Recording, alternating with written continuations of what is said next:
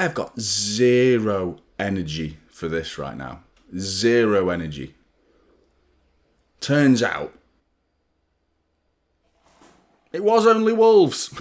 Fucking hell. I feel like I've been scammed. Like, genuinely, like, I feel like I've been scammed. You know when you walk down the street with your mates and you're on a lad's holiday? And that street with all the bars in, wherever you are in the world, there's usually some, like, gorgeous girl outside, like, advertising the bar to you. Like, come on in, come on. Do you want free shots for all of you? Free shots, bottle of champagne, a picture of Blue Lagoon with 700 straws in it. €5 each. In there, bouncing music. Girls galore. You'll love it, lads. In you come.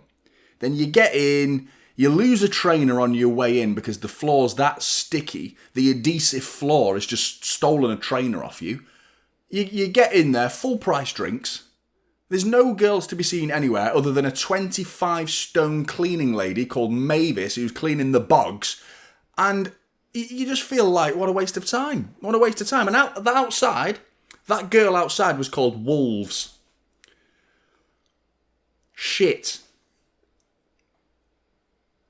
Really, really deflating this was. I didn't think I was going to wait. There were 2 games into the season. What's going on here? I'm absolutely been floored. My bubble has been well and truly popped by this.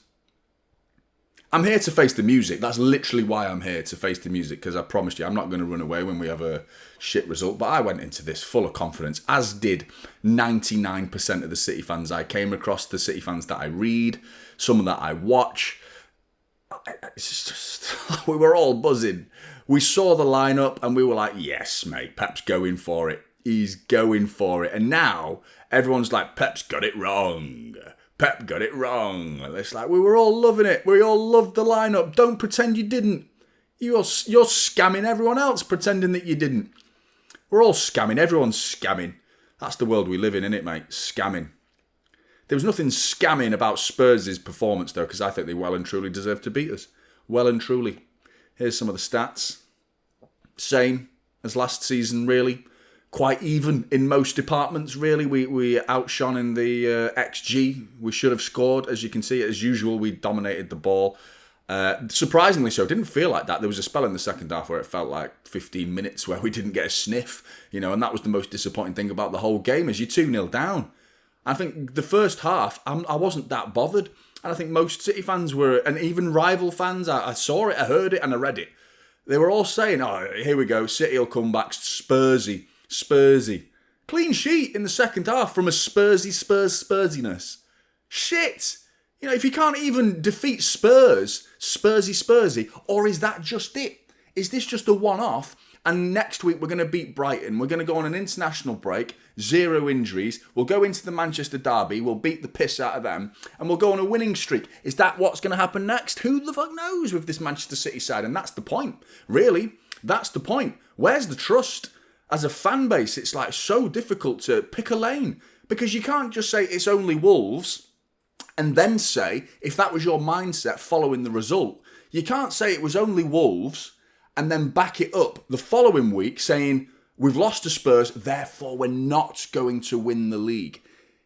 If you're going to throw in your pragmatism and your infinite wisdom to Wolves as a result and say it's only Wolves, but then you're willing to write the season off because of one game later, the hypocrisy and the reactionary attitude towards one game, albeit it's the polar opposite style of reaction. One is overhyping and the other one is over doom and glooming, you know? There's got to be some sort of middle ground. I'm hoping this was just because it's Spurs. And it always is. It's just like a given now, isn't it? Spurs at home. Well, that's a loss, isn't it? We can write that one off. That's a guaranteed loss. Is it that? It didn't feel like that, really. That's the concern. And we're going down without a fight is just like, bleh. It was horrible to watch that second half, to see zero, like, impetus or anything. Like, just the fight. We got outfought by Spurs in the second half. And it was concerning. It was concerning to watch. I think Pep did ultimately get it wrong, as did we all, because we all wanted that lineup. We all wanted him to play the new signings and the exciting players that we've got in our squad. He did what you wanted. Ultimately, he did what you wanted. So he got it wrong. We got it wrong. But now we have these certain sets of fans that want to differentiate themselves still from Pep, albeit you agreed Pep and the anti-unks shook hands at the beginning of this match. Did they not? Because I didn't see any unks on the pitch to begin with. Yeah, you all agreed with each other. Pep and the anti-unks, same decision was made. Agreement going into that match. Yet now those same people are still having a problem with Pep. You know what I mean? He got it wrong, Pep. What's he doing? He listened to you. That's probably. And me, because I wanted the same lineup, really, the midfield. I wanted it. Didn't work. Didn't work at all. And I think you have to point towards Thomas Frank and his ability to tactically outdo Pep in that regard. And knowing the personnel that he used, changing the likes of Bergvall and Gray, taking them out of a side that beat Burnley, knowing their technicality and their lack of physicality, is not going to be enough to stop Manchester City. So instead, you bring in Paulinho and Bentancur, and alongside them, who was the only starter from the previous game against Burnley, was Pape Sarr, and those three just bullied us in midfield. Bullied us. Second half, there was only really a fighting spirit from Nico Gonzalez. Reinders got bullied. Cherky, anonymous. Bernardo Silva came on. He looked like a child amongst men in that second half. I felt for him. He got battered off the ball all too frequently. Let's have a look at the player rating, shall we? Let's get this over and done with. Fucking hell. Trafford. Yeah, not much more to say, really, that hasn't already been said. I mean, come on. The one thing I will say is if we can't write him off. That's one thing we can't do. Because no one wrote off Kassanov for his home debut against Chelsea. No one wrote him off. He bounced back.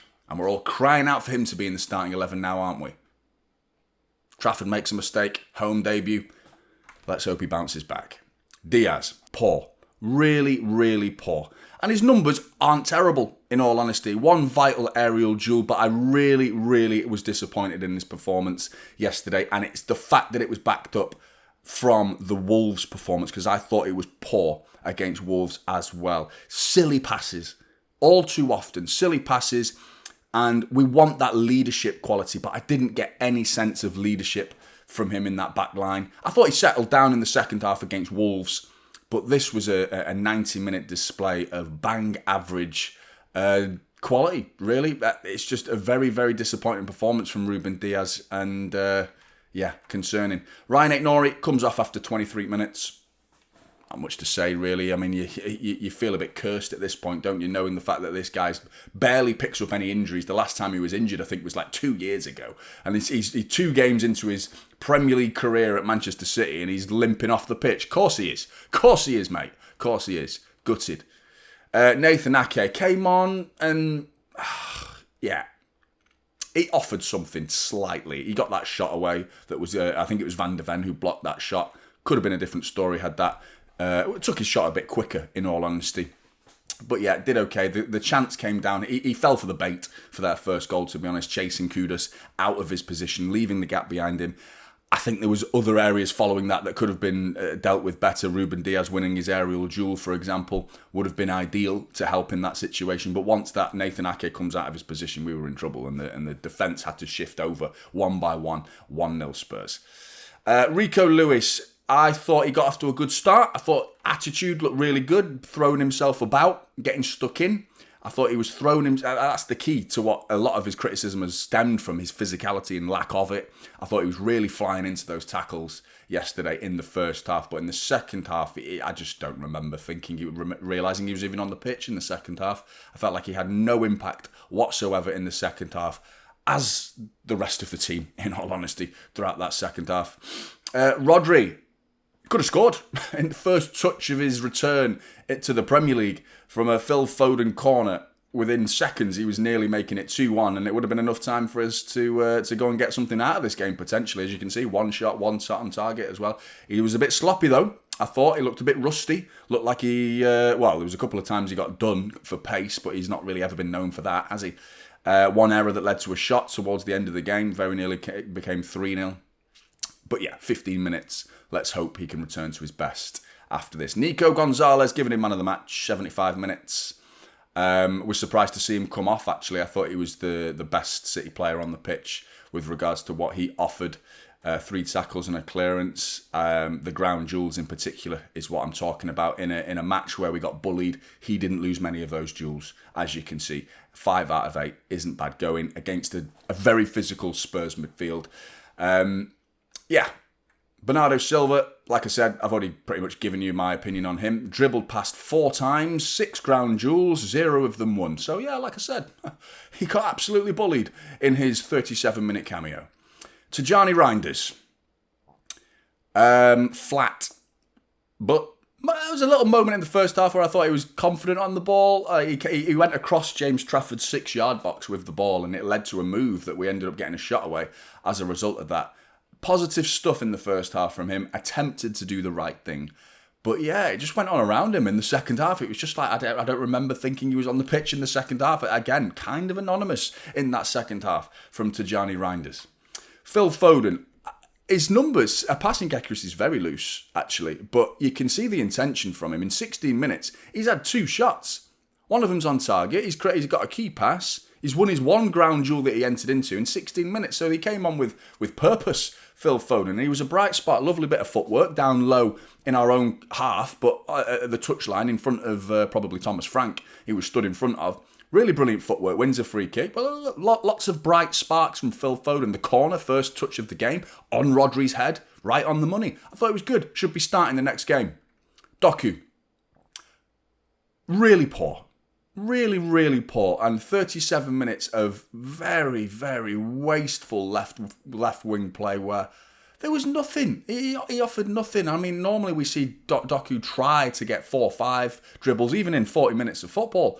He's normally getting quite a few attempts, but he got pocketed by Pedro Porro. There was one moment where he beat his man and he cut it back to Foden, and then it was a great block. I think that was the Van de Ven one, and maybe the Paulini one was the Nathan Ake one. Whichever one it was where Foden hurt his foot from a great block. That could have been a Doku assist. Other than that, the vision, the awareness of his teammates around him was non-existent. There were so many times where it's like, give it inside, 10-yard pass. Nathan Ake on occasions. Foden on occasions. Haaland's free. Give it him. Free. And he's just like, nah, mate, I'm going on an amazing run into an avenue to nowhere. Like, mate, open your eyes, man. Get your head up a bit. Really disappointing. Oscar Bob, lively. I thought he never gave up. I think he was one of the very few little sparks of positivity from this game. Him and Nico Gonzalez, and I thought Phil Foden's substitute appearance were the 3 bright sparks of this game, if you're clutching at straws for positivities. I mean, 14 ground jewels, by the way. And winning 8 of them, brilliant. The fact that he's going up against Jed Spence, who's like twice his size. I thought Jed Spence pocketed him for most of the game, in all honesty, and I think that's opened a lot of people's eyes to why I suggested City should be looking at Jed Spence. Shows what I know. Ryan Cherky, poor. Too many flicks, too many tricks. And positional sense as well, to the timing of those flicks and tricks. You do that in their half. You don't do it in our half, mate. Like, I don't want to see these fancy flicks and tricks in our half. Keep it simple. Just play the game to the most simplistic level in our own half where we can control the game. Going forward and doing that, I'm all for it. Like he did in the Wolves game. In that moment where he had a player on his back, little flick, round the corner, does round him, gets it back. Bang, bottom corner, 1-0. Well, 4-0. First goal for Ryan Cherky. Really, really good. But this game was almost trying to impress too much, I felt like, from Ryan Cherky, where he was, not great. Omar Mamouche, equally poor, to arguably worse than Doku, because he actually got on the end of some chances that were created for him. Should have made it 1-0. That's the glaring moment of the game where the whole narrative could have completely shifted, and who knows how we could all be feeling this grim, shite Sunday morning had that been put in the back of the net, because it would have been a completely different narrative. Spurs would have had to change their shape. City would have played with a bit more composure, probably with a lot more confidence, most likely, and gone on to maybe go and win the game. First goals, so important. It's so important in the game. He had to take that. He had to take it. He really did. Haaland.